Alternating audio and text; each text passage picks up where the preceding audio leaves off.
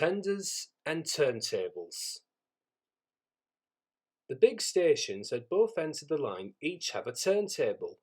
The Fat Controller had made them so that Edward, Henry, Gordon and James can be turned round. It is dangerous for tender engines to go fast backwards. Tank engines like Thomas don't need turntables. They can go just as backwards as forwards. But if you had heard Gordon talking a short while ago, you would have thought the Fat Controller had given him a tender just to show how important he was. "You don't understand, little Thomas," said Gordon. "We tender engines have a position to keep up. You haven't a tender, and that makes you a difference. It doesn't matter where you go, but we are important. And for the Fat Controller to make us shunt trucks, fetch coaches, and go on some of those dirty sidings,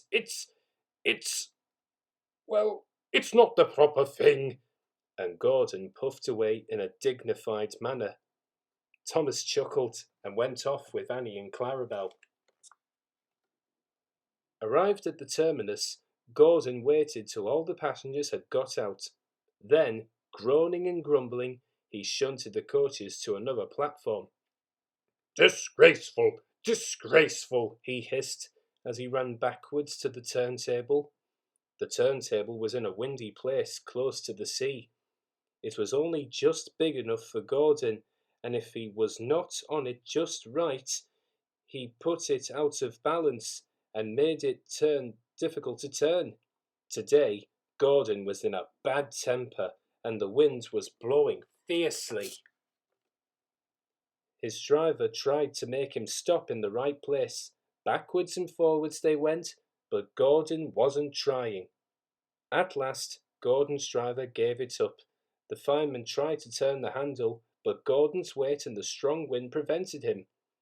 The driver, some plate layers, and the fireman all tried together. "It's no good," they said at last, mopping their faces. "Your tender upsets the balance.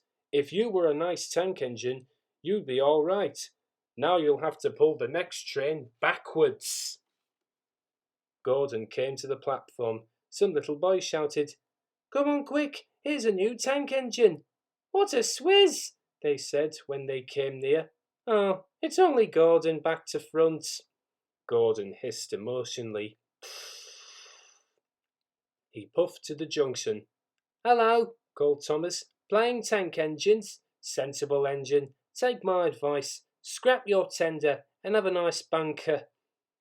Gordon snorted, but didn't answer. Even James laughed when he saw him.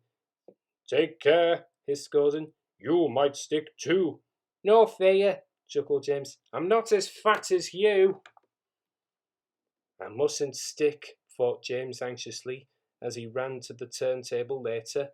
He stopped on just the right place to balance the table. It could now swing easily. His fireman turned the handle. James turned.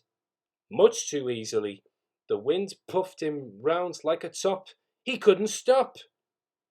At last the wind died down and James stopped turning.